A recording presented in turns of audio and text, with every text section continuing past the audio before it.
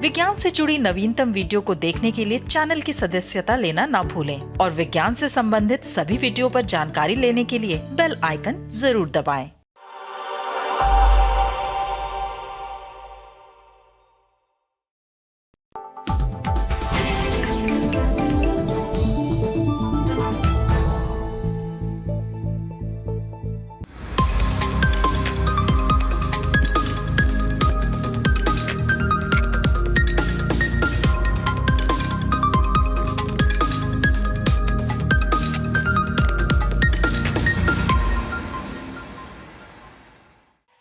नमस्कार, स्वागत है आपका इंडिया साइंस के साप्ताहिक कार्यक्रम साइटेक में और मैं हूं आपके साथ अंजलि चौहान।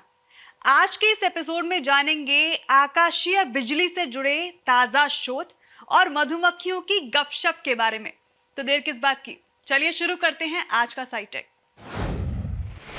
प्रकृति के संतुलन में मानवीय गतिविधियां अक्सर खलल डालती रहती हैं, लेकिन ये प्रकृति की अपनी शक्ति है कि वो काफी हद तक बिना किसी विद्रोह के इस संतुलन को वापस कायम करने में सफल रहती है। हाल ही में वैज्ञानिकों के एक शोध से ये पता चला कि कैसे आकाशीय बिजली वायुमंडल से प्रदूषण दूर करने में अहम भूमिका निभाती है। कैसे, आइए जानते हैं। वायुमंडल के प्रदूषकों का सफाया करने में आकाशीय बिजली की भूमिका का पता खास तरह के हवाई जहाजों के अवलोकन से पता चला। हाल ही में साइंस जर्नल में छपे शोध के मुताबिक आकाशीय यानी तड़ित बिजली बड़ी मात्रा में हवा को साफ करने वाले रसायन पैदा करती है, जिसे ऑक्सीडेंट कहते हैं। ऑक्सीडेंट हवा में मौजूद मीथेन जैसे प्रदूषकों से प्रतिक्रिया कर ऐसे अणु बनाता है जो पानी में ज्यादा घुलनशील होते हैं और इसके कारण मीथेन बारिश में आसानी से घुलकर बह जाती है या सतह से चिपक जाती है। शोधकर्ता जानते थे कि आकाशीय बिजली से नाइट्रिक ऑक्साइड पैदा होता है, जो हाइड्रोक्सिल रेडिकल जैसे ऑक्सीडेंट को उत्पन्न करता है। हालांकि उन्हें इस बात का अंदाजा नहीं था कि आकाशीय बिजली से इतनी बड़ी मात्रा में ऑक्सीडेंट उत्पन्न होते हैं। मई और जून 2012 में नासा जेट ने अमेरिका के कोलोराडो, ओक्लाहोमा और टेक्सास के ऊपर बने तूफान में 2 ऑक्सीडेंट का माप किया। एक था हाइड्रोक्सिल रेडिकल या OH और दूसरा ऑक्सीडेंट था हाइड्रोपेरोक्सिल रेडिकल यानी HO2। आकाशीय और हवा के अन्य विद्युतीय क्षेत्र द्वारा उत्पन्न OH और HO2 अणुओं की संयुक्त सांद्रता इन बादलों के कुछ हिस्सों में हजारों पार्ट प्रति ट्रिलियन तक पहुंच गई थी। इसके पहले वायुमंडल में OH की उच्चतम सांद्रता कुछ पार्ट प्रति ट्रिलियन तक थी। वहीं HO2 की अधिकतम सांद्रता 150 पार्ट प्रति ट्रिलियन देखी गई थी।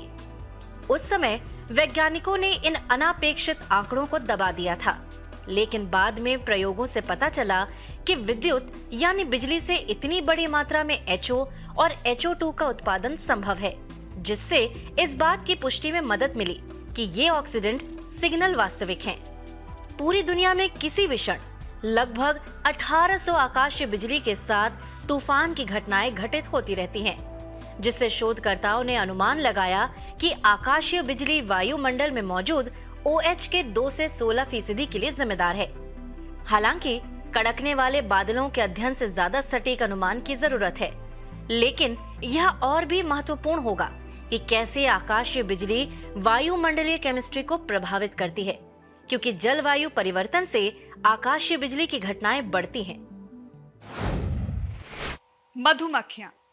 मधुमक्खियां इंसानों की तरह बोल तो नहीं सकती, लेकिन हाल ही में किए गए एक शोध में ये पाया गया कि मधुमक्खियां भी लंबी दूरी तक और लंबी चौड़ी बातें कर सकती हैं। मधुमक्खियां आपस में मिलकर रसायनों की गंध के जरिए दूर दूर मौजूद अपने अन्य साथियों को रानी मधुमक्खी की स्थिति के बारे में जानकारी देती हैं।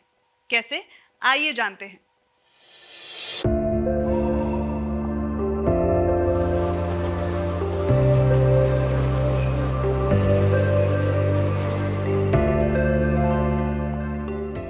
मधुमक्खियां फेरोमोन नामक रसायनों की मदद से आपस में बातचीत करती हैं, जिसे वो अपने एंटीना के माध्यम से पहचानती हैं। रानी मधुमक्खी फेरोमोन्स जारी करती हैं और श्रमिक मधुमक्खियों को अपने पास बुलाती है। लेकिन फेरोमोन्स हवा में सीमित दूरी तक ही पहुंचते हैं। ऐसे में रानी का संदेश दूर के श्रमिकों तक कैसे पहुंचता है? दरअसल रानी मधुमक्खी के आसपास मंडराने वाली श्रमिक मधुमक्खियां भी नेसानोव नामक फेरोमोन जारी कर अन्यत्र मौजूद अपने साथियों को बुला सकती हैं।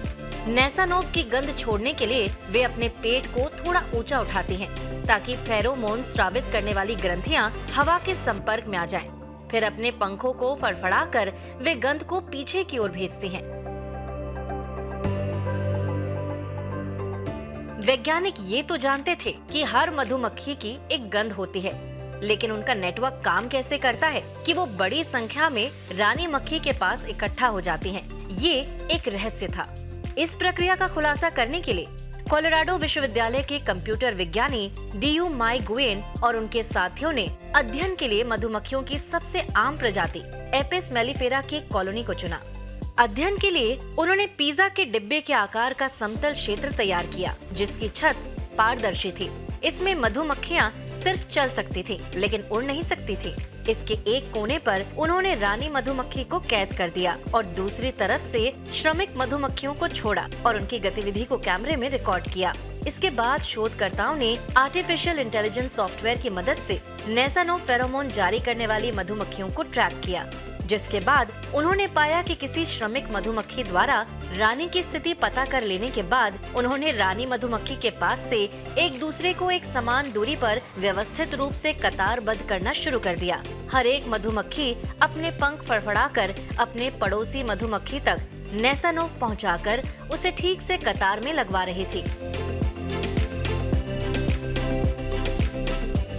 Proceedings of the national academy of sciences में प्रकाशित इस शोध में बताया गया है कि इस तरह का सामूहिक संवाद पहली बार मधुमक्खियों में देखा गया है। यह संवाद मधुमक्खियों को रानी मधुमक्खी तक वापस पहुंचने में मदद करता है, जो एक अकेली मधुमक्खी द्वारा संभव नहीं है।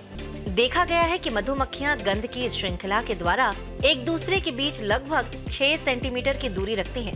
इससे लगता है कि किसी मधुमक्खी को फेरोमोन की एक निश्चित मात्रा प्राप्त होते ही वो अपना सारा काम छोड़कर खुद फेरोमोन स्रावित करने लग जाती है। इस प्रकार ये शोध न सिर्फ एपिस मेलिफेरा मधुमक्खियों के संवाद को दर्शाता है, बल्कि उनके प्राकृतिक रूप से व्यवस्थित रहने को भी उजागर करता है। उम्मीद है आज का साइटेक आप सभी को जरूर पसंद आया होगा।